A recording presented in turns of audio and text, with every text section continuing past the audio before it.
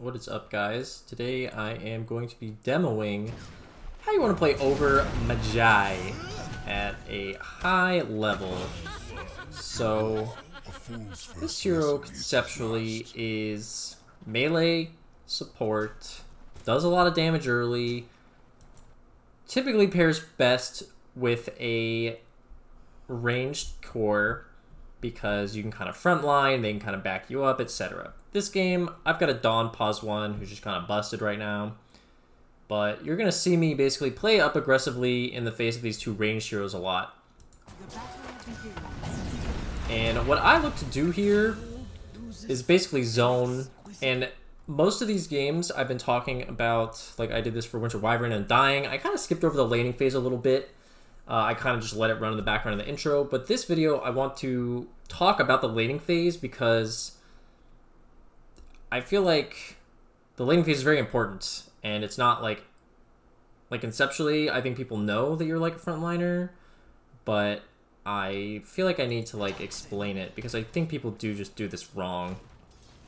Basically what I'm looking to do is just run at these guys as much as possible. This lane is very interesting because conceptually, if we are not fighting them and killing them, they are going to be harassing us down with their range. Like double melee versus double range is usually very dynamic because, like, as the melee heroes, you threaten them a lot, so you can kill them, so they have to be careful. And then as the range heroes, they like poke you a lot. So if you don't be aggressive, then nothing really happens, and you just lose health over time. So in this lane, we kind of like just commit to like fighting them all the time, which I think is the only way we can play this lane. So I'm happy to kind of use all my spells and mana. And it works out in our favor, and I think what actually ends up going wrong in this lane, it doesn't like go wrong, but my Dawnbreaker doesn't like commit fully to this concept and ends up just like running out of regen. And it's really important in these lanes to like stay up on regen, because if you don't, then you can't fight them, and if you can't fight them, then you lose, like I just talked about.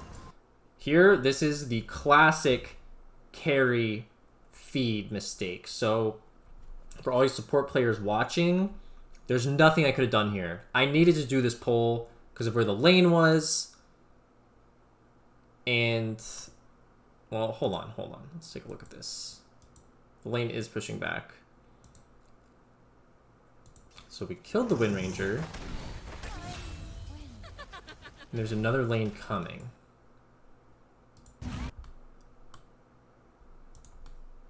So to me, yeah, the lane's going to meet right here. The lane's meeting right here. And granted, and we're pushing it out. So I don't know exactly what happened to how they had a huge wave coming. Well, it's because I pulled. But basically, I didn't want the lane to meet here. I wanted to meet here because then our aggressive potential is increased, right? So what Dawnbreaker needs to do is just play chill, not die. Let me get this pull off. The lane's going to get reset to here. And then when they walk up to here to like play the lane, then we kill them again. That's what should happen. This pull is good. And my carry just feats. He just doesn't respect the Wind Ranger respawning, I think. And like, it's not your job as the support to like, you know, make your carry have a brain. It's just not. So this is the play. I stopped them from pulling, and here I know I can be aggressive on them for the same reason that they were just aggressive on my Dawn, is because the Wind Ranger came back with full health and resources. Here, I know my Dawn's coming back with full health and resources, so I just go on them. Or I stop their pull, and when they try and stop me from stopping the pull or punish me, I just go on them because my Dawn's coming. So, big mistake from them not respecting this. And this is a little bit of... This gets into like the advanced, like, oh, I see high-level players like kill themselves sometimes. Like, why do they do that? It's because I am completely out of health and mana. I made sure to use all my mana first. And I can't spend, I just spent this 200 gold, right? So I had 270 gold. I cannot spend 270 gold on like salve and 2 mangoes and then wait like 40 seconds for it to come out and do nothing. Like, I just can't do that. It's just too inefficient. Given that this is the situation, I just wanted to kind of go feed, not feed, right? But I just go feed to their tier 2. It'll completely reset my health and mana. I make sure I spend all my gold. You know, it does not give them a lot. They split 140 gold between 5 heroes, so they each got, like, less than 30 gold. And I'll come back with full health and mana. My Dawnbreaker is misplaying this. He's, like, was going aggressive on the 2 of them when I was not helping him. I don't know what he was doing. But, like, this is when you, like, can go feed, guys. It's very early. It's not worth a lot. I was completely out of resources. And in theory, my carry could have been playing passive in the meantime. So I do come back here with full health and resources. I really want this guy to buy something. This is another mistake from him. He's got 190 gold. Granted, his courier's dead, but, like, this guy needs to, like, drop, like, a salve and a mango or something. I buy this extra mango, or I use my extra mango on him when I get back. I'm, like, really hoping this guy will, like, buy more, but he doesn't. So I give him a mango. That's, like, all I can do, right? I give him my extra tango. Like, I was out of gold, too. Like, I didn't have a lot of gold to buy more items. He does get the wind here. We actually get the venom as well. So this is, like, not a good spot for him to be in. But, you know, that's because he didn't get more regen earlier. So he dies here, but it's actually not that bad because he didn't have anything better that he could have been doing. Like, he was gonna, like, either die or, like, he was gonna be in that situation where he was gonna have to wait for regen to come out. So he didn't have a lot of good options there. Here he had pinged out a ward. I'm not really sure how he knew about this. I had kind of noted that they had vision there, but...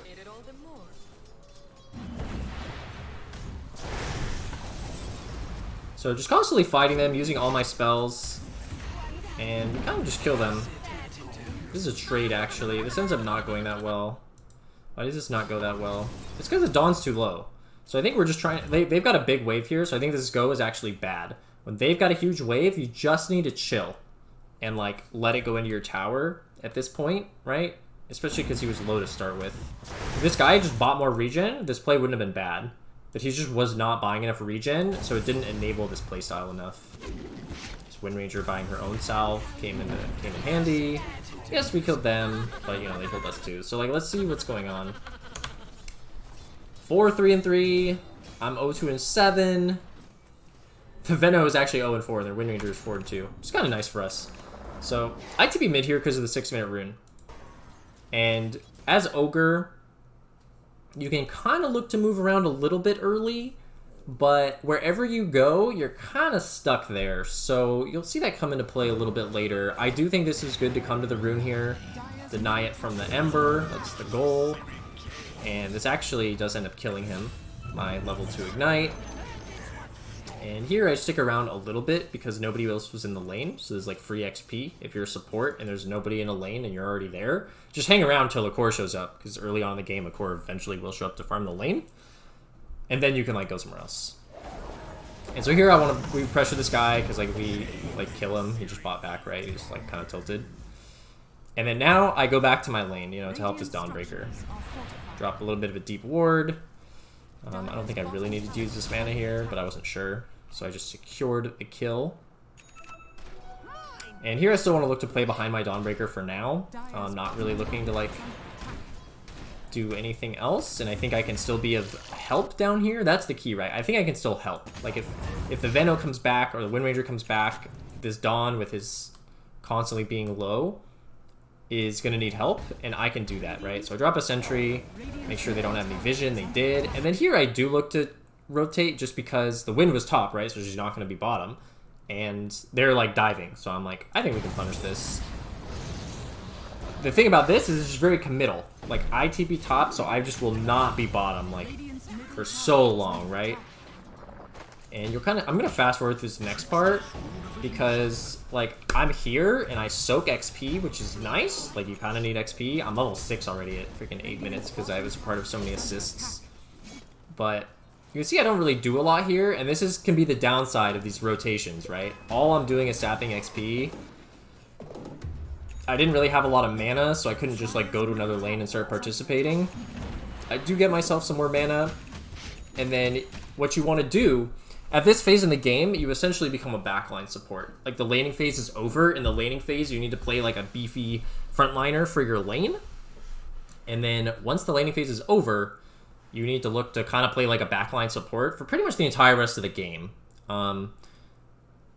Luckily, all your spells are ranged, and, you know, you're walking around and you can't, like, right-click people really in fights a lot, but you turn into like a backline spellcaster, and you don't really want to play otherwise, like play in any other way. So here, this guy like overextends. We try and punish, but it's pretty hard. And this sort of TP, I did it to help my Meepo and Dawn, right? It was my position 1 and 2. I'm like, all right, well, they're taking this fight. I guess I should come help, but I don't want to be taking this fight, and I just wish that they hadn't been doing it in the first place. So I don't like that I'm TPing here, but I feel like as the position 5, like, I wanted to do what I could. I think if I had, like, looked... Before I TP, let me make sure I see exactly what I see.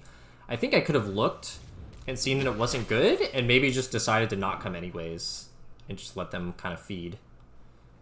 So I noticed a little late, and all I saw when I started this was them going on the Ember.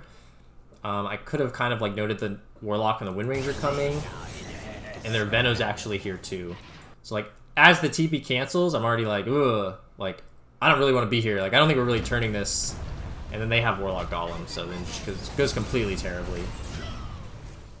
So these are the fights you don't really want to take. Like, I probably shouldn't have made this TP, and it's just life, right? If your teammates are feeding, right? These are like good players. This is rank 400 Meepo, rank 550 Dawn. Like these aren't bad players, but regardless of what rank you're at, your cores will make bad decisions sometimes, and it's important that you just don't like feed into it. So I made the TP, didn't love it, kind of. Didn't overcommit into the fight though, and just backed out. Here I'm just like casting some spells on this guy just because he was kind of asking for it. And we actually kill him, which is pretty hilarious. Whenever the enemy's got a guy who's like buyback griefing, just make sure you tip them so that they'll keep tilting. It's an important tip. Maybe the most important tip of the video. And so here, off this Ember's long respawn, we do take this tower. And I am right-clicking and standing in front. You can kind of do this a little bit as the melee support, but you really want to be looking to play as like the backline support. So items, it's really nice to get mana boots on this hero. He just doesn't really have any other source of like getting mana. You can consider buying something like a Bassi for your lane. I could have considered that in this game, but given how much fighting was happening and how many spells were happening, it was like kind of like fights were going like full to 0, and then you didn't really have time for the passive Bassi mana regen to like kick in for the lane, right? People are just dying and then coming back with full resources. So in some cases, a Bassi can be good for your lane, especially if your core wants to be casting spells. That's why I didn't get it in this game. Wand, it's pretty necessary. This Orb of Venom can be really nice, especially when you're against ranged heroes in your lane, because if you get on top of them once, then they can't really get away with you if you ignite them and are hitting them with Orb of Venom. However, as I said, kind of as soon as the laning phase is over, this becomes obsolete. And this Orb of Venom never comes into play anymore. And I usually sell it pretty early, even... Like, whenever I end up getting it, I usually sell it fairly early because it just... It does its job in the lane, and then you don't need it anymore. So here, I'm kind of happy to, like, be fighting up here. This is what our team wants to do. They just do bring a lot of heroes. But, we do force these reactions, and my Meeple's here. This goes pretty well. Yeah, I've got Dawn come in. Forces another Ember buyback. I don't know if it forces it, right? This guy's like mad tilting. But we bring all of our respawn heroes back, and the fight goes pretty well. We lose our techies, but we clean them up, everybody except for the Ember who didn't come back. So, really nice fight for us. See my skill build. This is the skill build I love to get. I don't really like getting Bloodlust early because it's just not that good early, and your carries, whoever you're... Granted, I don't have a great Bloodlust target this game anyways. Like Meepo and Dawn are okay, but they kind of farm with mana anyways. So, like, even if you have a really good Bloodlust target, though, you just have more impact. Like, if you're fighting and, like, playing Dota, like, these are the spells to max, and then later on when your carry is hitting harder, the attack speed, like, comes more into play. So, like, obviously Bloodlust is good, but getting it early is, like, not as good as, like, these two abilities. Very important to, like, have these maxed out ASAP. And if you're in bad Ogre games, or games where your team's behind, then sometimes I'll, like, go 1 point in either the Ignite or the Fire Blast, you kind of usually max one of the other ones, and then I'll like pick up Bloodlust earlier, because usually you've got a core who's like just trying to recover, and then you can like Bloodlust that core as they're farming and hopefully help them recover faster. So some games, my skill build does look like that. And here, because the game's going well, I pick up an Aether Lens. It just helps with everything your hero wants to do, and, you know, helps me backline spellcast and play my role that way. So, when given the option, I really like this item. And this is like if you have nothing else you really need, right? Like, Force Staff is okay, but we're pretty strong, so this is what I want to buy. I'll buy other items like Force Staff or Glimmer if the game seems to, like, call for them. Drums is also an option. I've got those queued up. But this hero also really likes Arcanes because he likes disassembling to the Aether and then picking up the Tranquils after, and then your life is good. It's also especially good against heroes like Venno, where the Tranquils come in handy a lot. Alright, so we're getting some deep wards down. This is kind of what you want to do. That's what I was doing earlier when the Wind Ranger killed me. I was looking to get some deep wards down. We still have control over this area, so as I respawn, I come back into it. And, you know, kind of just am here with my team, making sure we have control. Don't get into these, like, fights with Venno wards. This doesn't usually go well for you, especially if you don't have vision of Venno while he's doing it. So I'm getting these other deep wards, right? This is going to give us great vision if we need to dive, or just whoever farms on their side if they ever TP in. And, like, we already have this ward, which is good. Like, they obviously have some sort of vision control over this area, and it's just Venno ward. So, like, don't place your wards where you know they have vision. It's just going to be a wasted ward because they'll de-ward it. Yeah, otherwise I'm just playing behind my team. Here I think I just was not focused enough in the game. I don't know what I was thinking about, but I should have been like closer to that fight when it happened, but luckily we're ahead, so it doesn't really matter. Yeah, just sit behind your cores, and you basically just play this as a ranged spellcaster. Like, conceptually, you just need to understand that that's how your hero wants to play. And if you can play in the aggressive part of the map with your team and just cast your spells off cooldown from safety, that's what you want to do. It's the whole concept of the hero. So placing some more deep wards. Again, like, if you see the plague wards, right? Like, look to place the ward, like, not right where the plague wards are, because they probably have, like, you know, they obviously have this vision, and you don't want to place it where they're, like, looking to, like, have their own vision. It's dangerous. Susceptible to get de-warded. And so you can see this is going pretty well, right? Here I queue up the Tranquils. I have the Venno, so it comes in super handy, and I get rid of my Orb of Venom. I could have even done that earlier. Here I double bought Windlace. This is just an accident. Because I was going for drums, right? And I already had the Windlace, though, and I somehow bought two more. I don't know, because there was one that went into here. So, don't do that. It's a mistake, obviously. Sit behind your team. Don't put yourself out of position. Bloodlust your core. It's pretty simple from here on out, which is why I covered more of the early game. And this hero is, like, so easy to play. Like, if you can play the lane well on this hero, he becomes really easy to play later. One of my favorite items is, like, Solar Crest. If you have a carry like Medusa, I love getting, like, max Bloodlust and, like, a Solar Crest and, like, just literally sit behind them and buff them up, right? It's a really nice, easy play style, but it is really high impact, too. I am going drums just because we're kind of owning, and that extra move and attack speed just makes you own a little bit harder. And this is pretty much the end of the video. This I did want to talk about, actually, just before I wrap it up, because you are a backline spellcaster, and backline spellcasters do not do well, especially ones with no mobility at all.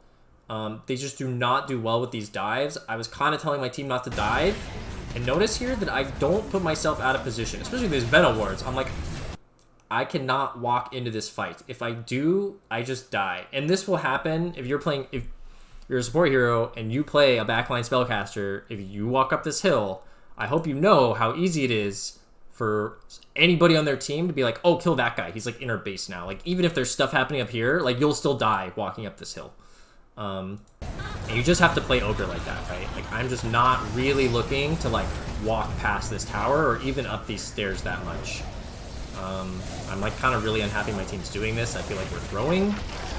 And notice this, like, I walk up and I get gone on. And I'm just like, well, I kind of knew that was going to happen. My team are really overcommitted.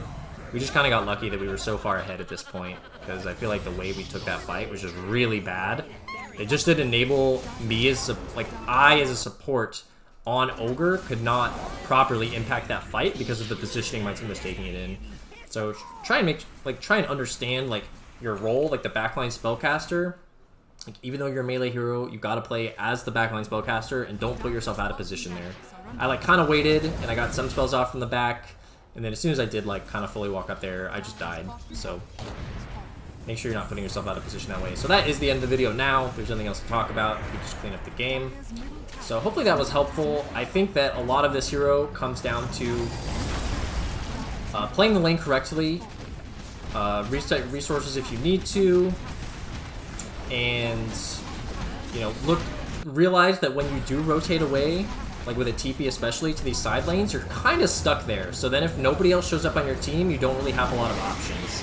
So be really careful when you do that, and yeah, otherwise just look to take aggressive plays in their part of the map, similar to like an Undying or something. Follow around your playmaking cores, and usually your games will go pretty well.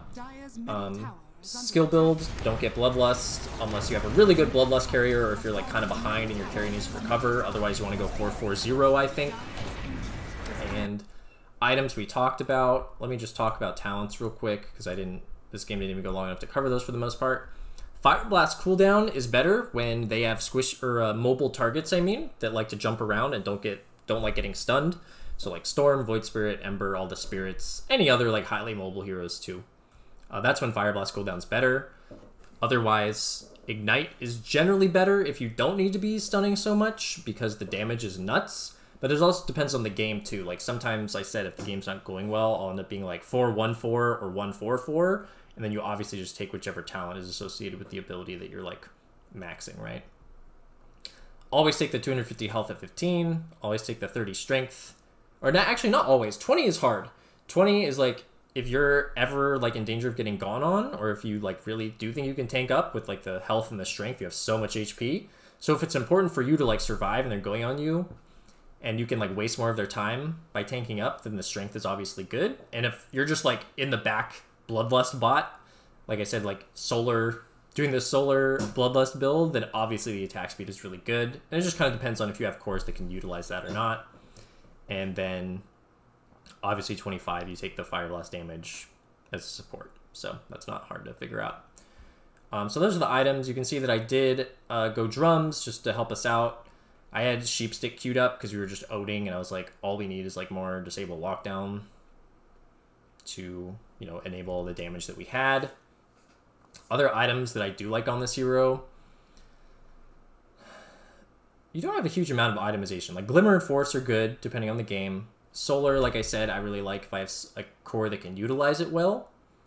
Otherwise, Lotus can be decent. Mech is kind of okay. Like with Greaves, you do run into some mana problems. Yule's is very situational. Veil you rarely need, because I think when you're owning, there's like better items you can get right now than Veil.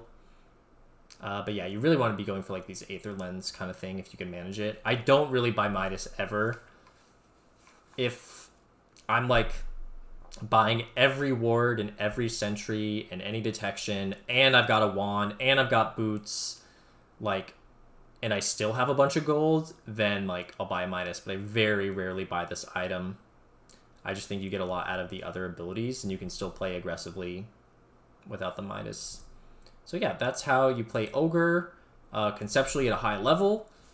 Make sure you don't play this the exact same way you play every other hero, right? Hopefully that was helpful, and I'll see you guys in the next one.